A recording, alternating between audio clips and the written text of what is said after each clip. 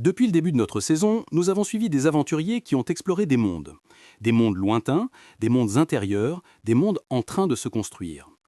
Pour conclure cette longue expédition en terre d'anthropologie, nous partons pour une dernière mission.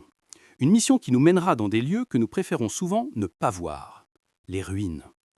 Non pas les ruines de temples anciens, mais les ruines bien plus modernes de notre monde. Des forêts dévastées par l'industrie, des économies abandonnées par le progrès, des paysages abîmés par le capitalisme. La question de notre aventurière du jour est simple et poignante.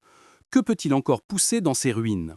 Qui peut y vivre? Quelle sorte de vie est encore possible? Cette exploratrice des mondes endommagés, c'est l'anthropologue américaine Anna Tsing. Et son guide pour cette dernière aventure, c'est un personnage improbable, un champignon, le Matsutake.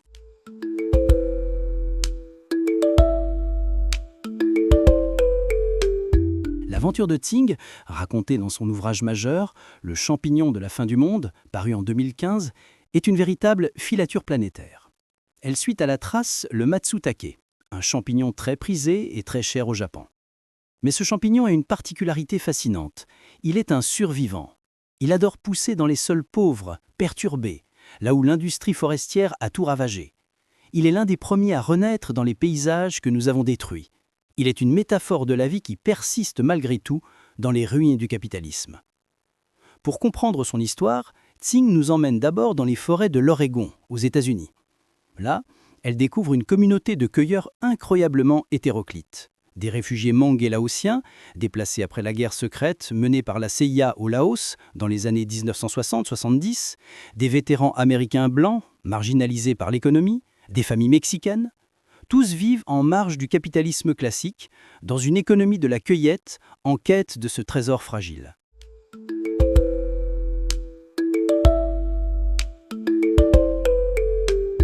Tsing ne s'arrête pas là. Elle suit le champignon. Elle remonte ce qu'elle appelle les chaînes d'approvisionnement. Des mains des cueilleurs, il passe à celles des acheteurs locaux, souvent des personnages hauts en couleur, puis des exportateurs, pour finir sur les étals de luxe à Tokyo. Ce que Tsing nous montre, c'est que la mondialisation n'est pas seulement faite de grandes chaînes de production lisses et contrôlées, comme celle d'Amazon. Elle est aussi faite de ces assemblages fragiles, de ces collaborations improbables entre des humains et des non-humains, qui permettent à la vie et à l'économie de continuer dans les fissures du système. L'histoire du Matsutake, c'est l'histoire d'une économie précaire. Le Matsutake ne peut pas être facilement cultivé, il reste sauvage. Cela explique la valeur portée par la récolte et la vulnérabilité des communautés qui en dépendent. Le Matsutake est périssable, sa saison brève, sa valeur dépendante du climat, du hasard de la cueillette, des fluctuations du marché. Mais il fait vivre des communautés entières dans les ruines du progrès.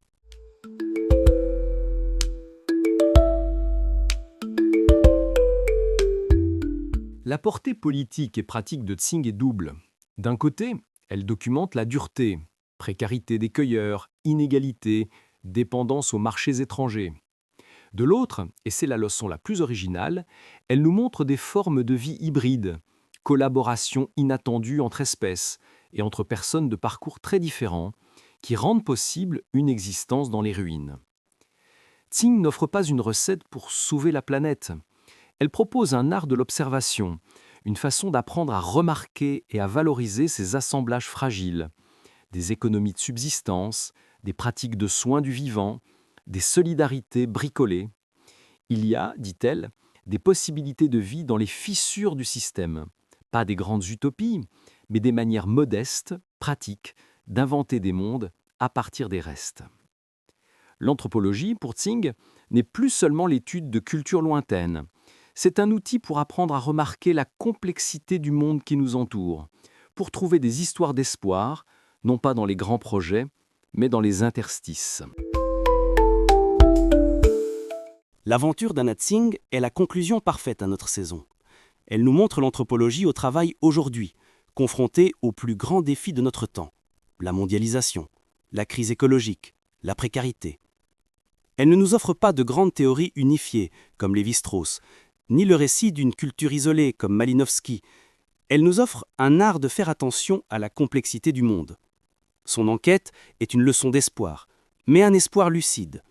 Elle nous dit que même quand les grands récits de progrès se sont effondrés, la vie continue, tenace, à travers des rencontres inattendues et des collaborations fragiles entre des champignons, des arbres, des réfugiés et des gourmets.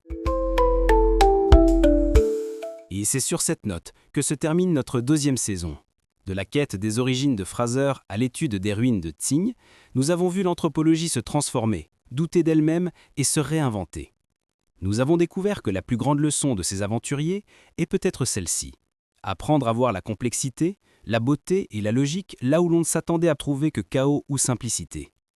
Merci d'avoir voyagé avec nous. Préparez-vous pour notre 3e saison où nous changerons encore de discipline pour explorer les mystères de la psychologie sociale. Avant de partir, si vous marchez dans une forêt fragilisée, arrêtez-vous un instant, sentez l'air sous les aiguilles, vous pourriez y croiser un champignon et une histoire. Et surtout, restez curieux.